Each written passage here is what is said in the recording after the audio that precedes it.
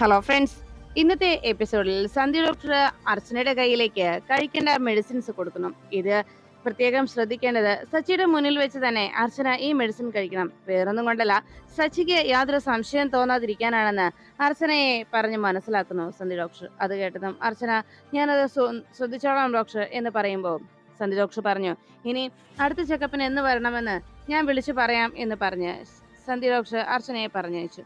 സന്തോഷത്തോടെ അച്ഛനെ പോയി കഴിയുമ്പോൾ സന്ധ്യ ഡോക്ടർ ആകെ വിഷമത്തോടെ നിൽക്കുന്നു. പിന്നീട് കാണുന്നത് ശങ്കർ താൻ പറഞ്ഞ വിജയലക്ഷ്മി എന്ന് പറയുന്ന അഡ്വക്കേറ്റുമായിട്ട് നേരെ ധനുഷിനെ കാണുവാനായി ജയിലിൽ എത്തിച്ചേരുന്നു.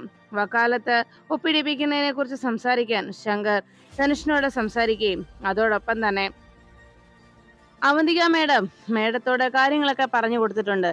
ഇനി ബാക്കി കാര്യങ്ങൾ മേഡം പറയുന്നത് ധനുഷ് കേട്ടാൽ മതി എന്ന് പറഞ്ഞ് ശങ്കർ കാര്യങ്ങൾ അവതരിപ്പിച്ചു. വിജയലക്ഷ്മി മേഡം ധനുഷിനോട് പറയുന്നത്, നിങ്ങളുടെ ഭാഗത്തു നിന്നുണ്ടായ ഈ പ്രശ്നത്തിന് നിങ്ങളുടെ പേരിലുള്ള കേസ് ആദ്യം എന്തെന്ന് വെച്ചാൽ, ഇപ്പോ ധനുഷിനെതിരെ കൊടുത്തിരിക്കുന്ന കേസിൽ കൃത്യമായി അവർ ചേർത്തിരിക്കുന്നത് ഒരു കൊലക്കുറ്റം കൂടിയുണ്ട്. അതും ഒരു പെൺകുട്ടിയെ കൊലപ്പെടുത്തിയ കുറ്റം. ആ കൊലക്കുറ്റത്തിന്റെ പേരിൽ ഇപ്പോൾ നിലവിൽ ഒരാൾ കേസ് സ്വയം ഏറ്റെടുക്കുകയും അയാള് ആ കേസിന്റെ ശിക്ഷ അനുഭവിക്കുകയും ചെയ്യുന്നത് കൊണ്ട് തൽക്കാലം ആ ഒരു ആരോപണം നിലനിൽക്കില്ല. അതുകൊണ്ട് അങ്ങനെ ഒരു കേസ് ഒരിക്കലും കോടതിയിൽ നിലനിൽക്കില്ല. അതിൽ നിന്ന് രക്ഷപ്പെടാൻ എളുപ്പമാണ്. പിന്നീടുള്ള പ്രശ്നം എന്തെന്ന് പറഞ്ഞാൽ ആൾമാറാട്ടമാണെന്നുള്ള കാര്യം. അത് രക്ഷപ്പെടാനായിട്ട് ഒറ്റയൊരു പോംവഴി മാത്രമേ ഉള്ളൂ.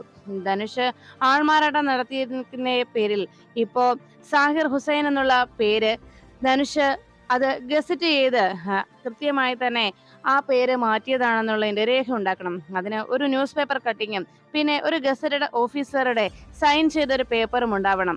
അതാണ് ഒന്നാമത് വേണ്ടതെന്ന് പറയുമ്പോൾ അത് കേട്ട ശങ്കർ പറഞ്ഞു, അത് നമുക്ക് സംഘടിപ്പിക്കാം മേഡം. പിന്നെയുള്ളത് ധനുഷിന്റെ എല്ലാ റെക്കോർഡ്സും എനിക്ക് കാണണം. അതിലെല്ലാം തന്നെ ധനുഷ് എന്ന പേരായിരിക്കണം ഉണ്ടാകേണ്ടത്. അതിലൊന്നിലും ഈ സാഹിർ ഹുസൈൻ എന്നുള്ള പേര് ഉണ്ടാകാൻ പാടില്ല എന്ന കാര്യം വീണ്ടും ഓർമ്മപ്പെടുത്തുന്നു.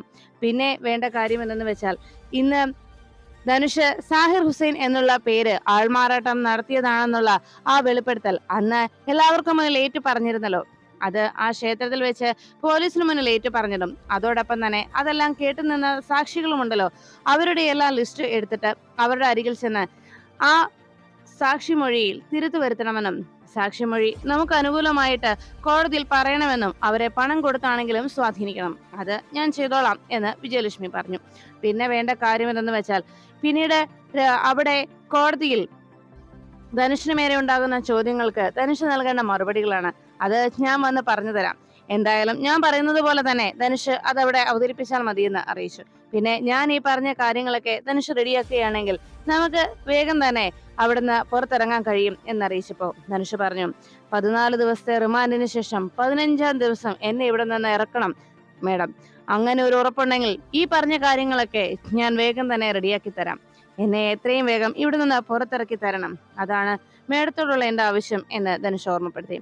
അത് റെഡിയാക്കാമെന്ന് വിജയലക്ഷ്മി മേഡം പറഞ്ഞതും, എന്നാ നാളെയോ മറ്റന്നാളോ ഞാൻ എന്റെ അസിസ്റ്റന്റിനെ ഇവിടേക്ക്, എന്റെ സ്റ്റാഫിൽ ആരെങ്കിലും ഒരാളെ ഇവിടേക്ക് പറഞ്ഞയക്കാം. വക്കാലത്ത് സൈൻ ചെയ്ത് ധനുഷ് കൊടുത്താൽ മതിയെന്ന് പറഞ്ഞ് വിജയലക്ഷ്മിയും ശങ്കറും അവിടെ നിന്ന് മടങ്ങുന്നു. പിന്നീട് കാണുന്നത് നെല്ലിശ്ശേരിയിൽ ആ സിറ്റ് ഔട്ടിലിരുന്ന് ന്യൂസ് പേപ്പർ വായിച്ചുകൊണ്ടിരിക്കുമ്പോൾ അവിടേക്ക് എത്തിയ ശിവരാമൻ അവന്തികയോട് പറഞ്ഞു, മേഡത്തോട് എനിക്കൊരു കാര്യം സംസാരിക്കാനുണ്ട്. അത് കേട്ടതും അവന്തിക എന്താണെന്ന് അന്വേഷിച്ചതും ഉടനെ ശിവരാമൻ പറഞ്ഞു, എനിക്ക് കുറച്ച് പണത്തിന്റെ ആവശ്യമുണ്ടോ മേഡം. അത് കേട്ടതും അവന്തിക പറഞ്ഞു, ഞാൻ അച്ഛനോട് സംസാരിക്കാം തന്റെ ശമ്പളത്തെ കുറിച്ച്. ശിവരാമൻ എത്രയാ ശമ്പളത്തുക എന്ന് എനിക്കറിയില്ല. അതുകൊണ്ട് ശമ്പളത്തുകയുടെ കാര്യം ഞാൻ അച്ഛനോട് പറയാം. അച്ഛൻ ശിവരാമന് വേണ്ട ആ തുക റെഡിയാക്കി തരും. പിന്നെ ശമ്പളത്തിന് ഒരു 2-3 മാസത്തെ ശമ്പളം അത് മുൻകൂറായിട്ട് തരാനും ഞാൻ അച്ഛനോട് ആവശ്യപ്പെടാം എന്ന് പറഞ്ഞപ്പോ അത് കേട്ട ശിവരാമൻ പറഞ്ഞു, അതല്ല മേഡം എനിക്ക് ആവശ്യം. മേഡം ചെയ്യേണ്ട മറ്റൊരു കാര്യമുണ്ട്. ഇപ്പോ ഞാൻ ആവശ്യപ്പെട്ട ഈ തുക മേഡം എനിക്ക് തരുന്നതിന് വേണ്ടി സാറിനോട് റെക്കമെൻഡ് ചെയ്യേണ്ട കാര്യമൊന്നുമില്ല. മേഡത്തിന് വേണ്ടി ഞാൻ ചെയ്തു തന്ന സഹായത്തിനുള്ള പ്രതിഫലമായിട്ട് എനിക്ക് മതി എന്ന് പറയുമ്പോൾ അത് കേട്ട അവന്തിക ചാടി എഴുന്നേറ്റു. ശിവരാമൻ, താൻ എന്താ ഈ പറയുന്നത്? എനിക്ക് ചെയ്ത സഹായത്തിനുള്ള പ്രതിഫലമോ? അതിനെന്ത് സഹായം താൻ എനിക്ക് ചെയ്തെന്നാ പറയുന്നത്? തന്റെ കുഞ്ഞിന് സുഖമായി ജീവിക്കാനുള്ള ഒരു ഇരിപ്പിടം ഞാൻ ഉണ്ടാക്കി തന്നു. അത് ഞാൻ തനിക്ക് ചെയ്തു തന്ന ഫേവറാണ്. പിന്നെ ഇങ്ങനെ ഒരു ജോലിയുടെ കാര്യം അതെങ്ങനെയെങ്കിലും ജീവിച്ചു പൊയ്ക്കോട്ടെ എന്ന് കരുതി മാത്രം. പിന്നെയുള്ളത്, ഇനി എന്നെ സഹായിച്ചു എന്നതിന്റെ പേരിൽ വേണമെങ്കിൽ ഒരു 1-2 രൂപ ഞാൻ തരാം. അതിൽ കൂടുതലൊന്നും എന്റെ പക്കൽ നിന്ന് വസൂലാക്കാമെന്ന് ഒരു കാരണവശാലും മോഹിക്കണ്ട എന്ന് അറിയിച്ചു. ഇതെല്ലാം കേട്ട ആ നിമിഷം അങ്ങനെ ഒരു ആഗ്രഹം ഒരു കാരണവശാലും തന്റെ മനസ്സിൽ വേണ്ട എന്ന് ധനുഷിനെ ഓർമ്മപ്പെടുത്തിക്കൊണ്ടുള്ള അവന്തികയുടെ വാക്കുകൾ കേട്ട് അവന്തികയെ നോക്കി ശിവരാമൻ പറഞ്ഞു, ശരി മേഡം, അങ്ങനെയാണെങ്കിൽ എനിക്കിപ്പോ ഒരു 1,00,000 രൂപയുടെ ആവശ്യമുണ്ട്. അതിന് മേഡത്തിന് ഞാൻ സഹായിക്കാൻ കഴിയില്ല എന്നുണ്ടെങ്കിൽ ഞാനൊരു കാര്യം ചെയ്യാം, ഞാൻ ഈ ജോലി വേണ്ടെന്നങ്ങ് വെച്ചോളാം. അത് കേട്ടതും അവന്തിക പറഞ്ഞു, താനത് വേണോ വേണ്ടയോ എന്ന് തനിക്ക് തീരുമാനിക്കാം, അതിൽ ഞാനൊരു അഭിപ്രായവും പറയുന്നില്ല എന്ന അവന്തികയുടെ വാക്കുകൾ കേട്ടതും ഉടൻ തന്നെ ശിവരാമൻ പറഞ്ഞു, അതെ, എന്നാ ഞാനിവിടെ നിന്ന് ഉടനെ തന്നെ പോവുകയും ചെയ്യാം. പക്ഷെ ഞാൻ പോകുന്നത് തനിച്ചായിരിക്കില്ല, എന്റെ കൂടെ എന്റെ മോളും ഉണ്ടാവും. എന്റെ കുഞ്ഞ് എന്റെ ഒപ്പമാണ് ജീവിക്കേണ്ടത് എന്ന് പറഞ്ഞതും അവന്തിക ദേഷ്യത്തോടെ ശിവരാമൻ നോക്കുന്നു. മാത്രമല്ല എല്ലാ സത്യങ്ങളും ഞാനിവിടെ സേതു സാറിന്റെ മുന്നിൽ പറയുകയും ചെയ്തോളാം. പിന്നെ ഞാൻ ഒന്നുകൊണ്ടും പേടിക്കേണ്ട ആവശ്യമില്ലല്ലോ. എന്റെ വീട്ടിൽ വളരുന്ന ആ കുഞ്ഞിനെ അതിന്റെ യഥാർത്ഥ അച്ഛന്റെ അമ്മയുടെയും കയ്യിലേക്ക് ഏൽപ്പിക്കുകയും ചെയ്തേക്കാം എന്ന് പറഞ്ഞപ്പോ അവന്തിക പറഞ്ഞു, ദേ ശിവരാമ, നീ ഇപ്പൊ പറഞ്ഞ ഈ ഭീഷണി ഉണ്ടല്ലോ, അത് അത്ര നിസ്സാരമായിട്ടുള്ള ഒന്നല്ലാത്തത് കൊണ്ട് നീ ആവശ്യപ്പെട്ട 1,00,000 രൂപ ഞാൻ തരാം. പക്ഷേ ഇനി ഇതേ ഭീഷണിയും ഉയർത്തിക്കൊണ്ട് എന്റെ പിന്നാലെ പണം ചോദിച്ചുകൊണ്ട് വന്നാൽ ഇതായിരിക്കില്ല എന്റെ പ്രതികരണം എന്ന് അവന്തിക പറയുമ്പോൾ ശിവരാമൻ പറഞ്ഞു, മേഡം, ഇപ്പൊ എനിക്ക് 1,00,000 രൂപയുടെ ആവശ്യമുണ്ട്, അതുകൊണ്ടാണ് ഞാൻ ചോദിച്ചത്. ഇനി അത് തരാൻ കഴിയില്ല എന്നുണ്ടെങ്കിൽ ഞാൻ പറഞ്ഞതുപോലെ തന്നെ ചെയ്യും. പിന്നീട് ഞാൻ എങ്ങനെയാണ് മേഡത്തോട് പ്രതികരിക്കുകയെന്നും ഇനി മുന്നോട്ടുള്ള നീക്കങ്ങൾ എങ്ങനെയൊക്കെ ആയിരിക്കുമെന്നൊന്നും എനിക്കിപ്പോൾ ഉറപ്പൊന്നും പറയാനാവില്ല മേഡം എന്ന് അവന്തികയോട് ശിവരാമൻ അറിയിച്ചു. ശരി, എന്നാ ഇനി ഈ ഭീഷണിയുമായിട്ട് എന്റെ മുന്നിലേക്ക് വരരുത് എന്ന് ശിവരാമനോട് അവന്തിക ഓർമ്മപ്പെടുത്തൽ നടത്തുമ്പോൾ ഇതൊന്നും അറിയാതെ അർച്ചന അവിടേക്ക് വന്നെത്തുന്നു. ശിവരാമനുമായിട്ടുള്ള അവന്തികയുടെ സംസാരം അർച്ചന കേൾക്കാനിടയാകുന്നു. ശിവരാമൻ അവന്തികയോട് പറഞ്ഞു, അതെ, മേഡത്തിന് ഞാൻ ചെയ്തു തന്ന ഉപകാരത്തിനുള്ള ഒരു പ്രതിഫലം എന്ന് മാത്രമാണ് ഇതിനെ കരുതേണ്ടത്. അല്ലാതെ ഒരിക്കലും എനിക്ക് മേഡം ആവശ്യപ്പെടുന്നത് അല്ലെങ്കിൽ ഞാൻ ആവശ്യപ്പെടുന്ന തുക മേഡം തരാതിരിക്കാനുള്ള ഒരു കാരണവും ഞാൻ കാണുന്നില്ല. എന്തായാലും ഞാൻ ചെയ്ത സഹായത്തിനുള്ള പ്രത്യുപകാരം എന്ന് മാത്രം കരുതിയാൽ മതി എന്ന് പറയുമ്പോൾ അർച്ചനയ്ക്ക് ആകെ സംശയമായി. അല്ല, ഈ ചേട്ടൻ എന്ത് ഉപകാരമാണ് ഏടത്തിക്ക് ചെയ്തു കൊടുത്തിട്ടുള്ളത്? ഇവർക്കിടയിൽ അങ്ങനെ അത്രയും വലിയ തുകയുടെ ഒരു ഉപകാരം എന്ന് പറയാൻ അതെന്തായിരിക്കും? അതെന്താണെങ്കിലും കണ്ടെത്തണല്ലോ എന്ന് അർച്ചന ആലോചിച്ചു. പിന്നീട് കാണുന്നത് ആതിര കുഞ്ഞിനെ എത്ര സമാധാനപ്പെടുത്താൻ നോക്കിയിട്ടും കുഞ്ഞ് കരച്ചിൽ നിർത്താതെ വീണ്ടും അങ്ങനെ തുടർന്ന് കരഞ്ഞുകൊണ്ടേയിരുന്നു. അത് കേട്ട് അവിടേക്ക് എത്തിയ അർച്ചന ആതിരയുടെ കയ്യിൽ നിന്ന് കുഞ്ഞിനെ വാങ്ങിച്ചു. എന്താടാ പറ്റിയത് എന്ന് ചോദിച്ചു കൊഞ്ചിക്കുകയും, എന്തായാലും കുളിക്കാത്തത് കൊണ്ടായിരിക്കും, ഞാൻ കുളിപ്പിച്ചിട്ട് കൊണ്ടുവരാം എന്ന് പറഞ്ഞ് അർച്ചന കുഞ്ഞുമായി പുറത്തേക്കിറങ്ങി. നേരെ സിറ്റൗട്ടിലേക്ക് എത്തുന്ന അർച്ചനയുടെ കയ്യിൽ കുഞ്ഞുമായിട്ട് അർച്ചന വരുമ്പോൾ അവിടെ കുഞ്ഞിനെ കുളിപ്പിക്കുന്നതിന് വേണ്ടിയുള്ള തയ്യാറെടുപ്പുകളെല്ലാം നടത്തി അനഘ കാത്തിരിക്കുന്നു.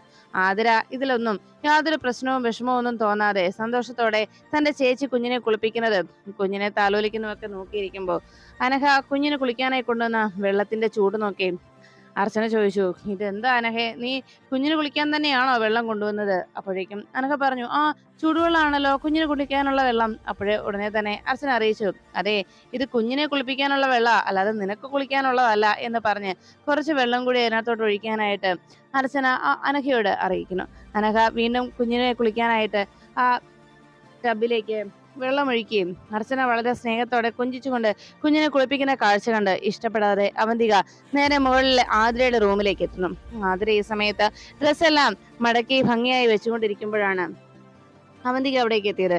ആതിരേ, എന്തായാലും നീ വലിയ സന്തോഷത്തോടുകൂടി ഇവിടെ ഇരുന്നു. നിന്റെ കാര്യങ്ങളൊക്കെ കുഞ്ഞിന്റെ കാര്യങ്ങളൊക്കെ ഇപ്പൊ ചേച്ചിയാണല്ലോ നോക്കുന്നത്. കാരണം നിങ്ങൾ സഹോദരിമാരാണ്, അതൊക്കെ സമ്മതിച്ചു. പക്ഷെ ഒരു കാര്യം ആതിരെ, നീ ഓർമ്മിക്കേണ്ടതുണ്ട്, നിന്റെ കുഞ്ഞിന്റെ കരച്ചിൽ തീരാനായിട്ട് ഇപ്പോ അർച്ചന അരികിൽ വന്നാൽ മാത്രമേ ആ കുഞ്ഞ് കരച്ചിൽ നിർത്തുന്നുള്ളൂ. നീ എപ്പോ എടുത്താലും കുഞ്ഞിന്റെ കരച്ചിൽ നിർത്താൻ നിനക്ക് കഴിയുന്നില്ല. ശരിക്കും കരയുന്ന കുഞ്ഞിന്റെ ആ സങ്കടം തീർക്കേണ്ടതും കുഞ്ഞിന്റെ കരച്ചിൽ നിർത്തേണ്ടതും അവളുടെ അമ്മയാണ്, അല്ലെങ്കിൽ ആ കുഞ്ഞിന്റെ അമ്മയാണ്. ഇവിടെ അമ്മയ്ക്ക് അത് ചെയ്യാൻ കഴിയുന്നില്ല, മറിച്ച് കുഞ്ഞിന്റെ വല്യമ്മയാണ് ആ ജോലി ചെയ്യുന്നത്. അതിൽ നിന്ന് എന്താ മനസ്സിലാക്കേണ്ടത്? അതിരെ, ശരിക്കും കുഞ്ഞുമായിട്ട് ഒരു ആത്മബന്ധമാണ് അമ്മയ്ക്കുണ്ടാകേണ്ടത്. മറ്റാരെക്കാളുമുള്ള ആത്മബന്ധം അത് അമ്മയുമായിട്ടാണ് കുഞ്ഞിനെന്നും ഉണ്ടാവേണ്ടത്.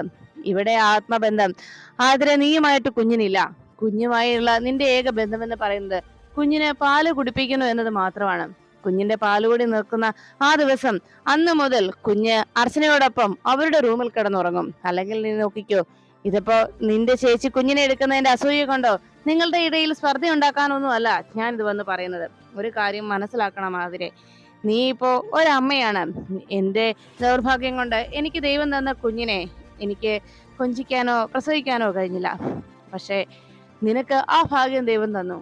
എന്നാൽ ഇതൊന്നും ഇങ്ങനെ ഒരു ഭാഗ്യമേ ഇല്ലാത്ത ആളാണ് അർച്ചന.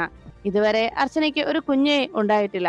ഒരു കാര്യം മനസ്സിലാക്കണം, പണ്ടുകാലത്തുള്ളവർ പറയാറുണ്ട് മച്ചി പശുവിനെ കുറിച്ച്. അങ്ങനെ മച്ചിയായിട്ടിരിക്കുന്ന ആ പശുവിന്റെ നോട്ടം എത്തിയാൽ ആ കുഞ്ഞിന് പോലും കേടാണെന്ന്. അതുപോലെ തന്നെയാണ് നമ്മൾ മനുഷ്യരുടെ ഇടയിലുള്ള കാര്യവും. ഇവിടെ പ്രസവിക്കാത്ത അർച്ചന കുഞ്ഞിനെ കയ്യിലെടുത്താൽ അവരുടെ മനസ്സിൽ ഇങ്ങനൊരു കുഞ്ഞ് തനിക്ക് കിട്ടിയില്ലല്ലോ, തനിക്കില്ലാതെ പോയല്ലോ എന്ന വേദനയോടെയുള്ള നോട്ടമായിരിക്കും കുഞ്ഞിന്റെ നേരെ ഉണ്ടാവുക.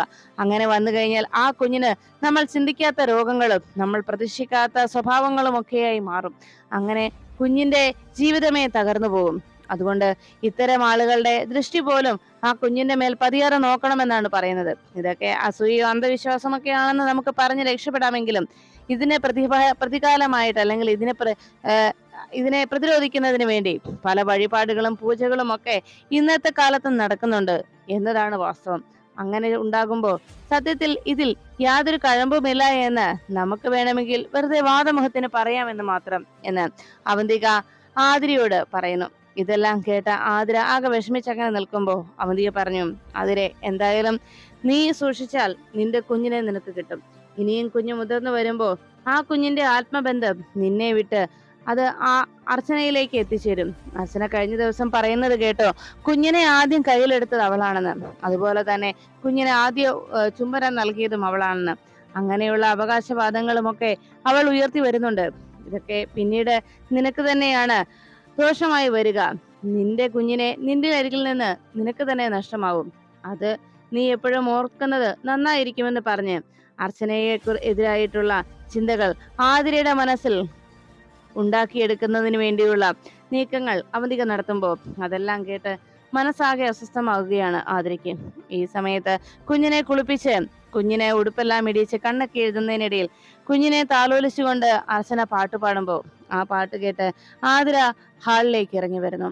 കുഞ്ഞിനെ സുന്ദരിയാക്കി അണിയിച്ചൊരുക്കുന്ന അർച്ചനയുടെ സ്നേഹത്തോടെയുള്ള ഇടപെടൽ കണ്ട് ഭയത്തോടെ ആതിര അങ്ങനെ നോക്കി നിൽക്കുമ്പോൾ ചേച്ചിയുടെയും അനുജത്തിയുടെയും അവർക്കിടയിൽ ആ കുഞ്ഞിനെ ചൊല്ലിയുള്ള ഒരു പ്രശ്നമുണ്ടാക്കാൻ കഴിയുന്നതിൽ, ആ കുഞ്ഞിനെ ചൊല്ലി ചേച്ചിയുടെയും അനുജത്തിയുടെയും ബന്ധം മുറിപ്പെടുത്താൻ കഴിയുന്നതിന്റെ സന്തോഷം അവന്തികയുടെ മനസ്സിൽ അലതല്ലുമ്പോൾ അർച്ചനയെക്കുറിച്ചുള്ള ആശങ്കകൾ നിറഞ്ഞ മനസ്സുമായി തന്റെ കുഞ്ഞിന് എന്തെങ്കിലും ആപത്ത് പറ്റുമോ എന്ന ആശങ്കയോടെയുള്ള ആതിരയുടെ നോട്ടം അറിയാതെ പോകുന്ന അർച്ചന കുഞ്ഞിനെ താലോലിച്ചുകൊണ്ട് മനോഹരമായി ആ കുഞ്ഞിന്റെ കളിയിലും ചിരിയിലും എല്ലാം മുഴുകി കുഞ്ഞിനെ ഓമനിച്ചുകൊണ്ടിരിക്കുകയാണ് അർച്ചന.